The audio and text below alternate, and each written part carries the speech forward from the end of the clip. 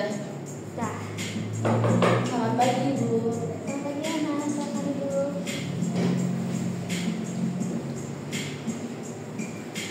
Selamat pagi, Ana. Terima kasih sudah datang ke sesi konseling ini. Sebelum kita mulai, saya ingin jelaskan bahwa semua yang kamu ceritakan di sini akan saya jaga kerahasiaannya dengan sangat baik. Informasi hanya akan saya bagikan jika kamu menginginkan, kecuali jika ada hal yang mengancam keselamatanmu atau orang lain.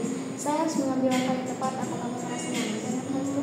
Ya, Ibu, saya merasa nyaman. Apalagi ketika cerita saya bisa dirahasiakan dengan baik. Saya senang kamu merasa nyaman. Silahkan ceritakan apa yang kamu rasakan. Baik, Ibu. Jadi yang sedang saya rasakan itu akhir-akhir ini itu saya sering merasa sedih. Saya juga merasa gak semangat untuk menjalani aktivitas saya, dan dampaknya saya jadi malas untuk berangkat ke sekolah. Tampaknya kamu sudah merasa sangat berat dan tidak semangat ya? Ya, Ibu, saya juga jadi nggak mau untuk ketemu sama teman-teman saya, Ibu. Bisa ceritakan lebih lanjut apa yang membuat kamu menarik diri dari teman kamu? Jadi hal yang membuat saya menarik diri sama teman-teman saya itu karena saya udah capek sama urusan di rumah saya. Jadi orang tua saya itu sekarang lagi sering banget bertengkar. Jadi kayak karena saya udah capek itu dari di rumah, jadi saya udah habis ke diri saya. Jadi saya nggak mau lagi kayak udah nggak, saya nggak mau lagi main-main sama teman saya. Akhirnya saya nyari diri gitu, Bu, dari teman-teman saya. Jadi suasana di rumah membuat kamu merasa tidak aman dan kesepian. Apakah itu yang paling membuat kamu sedih? Ya, Ibu, itu hal yang menurut saya paling berat itu yang sedang saya alami saat ini. Bagaimana biasanya kamu menghadapi perasaan itu? Ya, biasanya saya sendirian aja di kelas. Mungkin kalau misalnya di kelas teman-teman saya pada pergi main atau jajan di kantin, ya saya sendirian aja. Saya bilang kalian aja duluan, aku masih mau di kelas. Saya alasannya mau ngerjain tugas, kalau saya nggak ngerjain tugas gitu, Bu.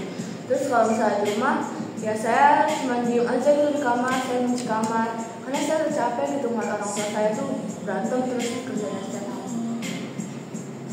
Baik, saya mengerti keadaan dari itu bisa membantu, tapi kalau terlalu lama bisa membuat kamu semakin sedih ya? Iya, Ibu, benar banget bisa membuat saya semakin tertekan, Ibu, karena saya tidak punya tempat untuk bisa meluapkan emosi saya. Apa yang kamu harapkan bisa berubah supaya kamu merasa lebih baik?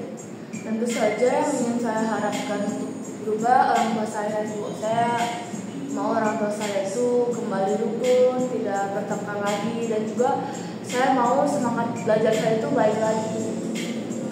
Ini harapan yang bagus. Menurutmu langkah kecil apa yang bisa kamu mulai lakukan untuk membantu perasaanmu menjadi lebih baik? Mungkin untuk meluapkan emosi saya dulu, Ibu, saya mungkin akan mau mulai belajar bercerita ke teman-teman saya, serta mungkin untuk mengembalikan semangat atau motivasi belajar saya dapat mencobanya dengan mengikuti eskul yang ada di sekolah kalian. Itu ide yang sangat positif ya. Nah, bagaimana kalau kita buat rencana bersama untuk minggu depan dan kamu bisa ceritakan bagaimana perkembangan kamu? Boleh, Ibu, itu sangat bagus. Saya juga sangat senang apabila ada orang yang bisa membantu saya untuk menyusun strategi apa yang harus saya lakukan. Dan terima kasih juga, Ibu, sudah mau mendengarkan cerita saya hari ini. Saya senang kamu mau berbagi. Ingat, saya selalu siap bantu kamu kapanpun kamu butuh. Baik, Ibu, terima kasih, Ibu. Selamat.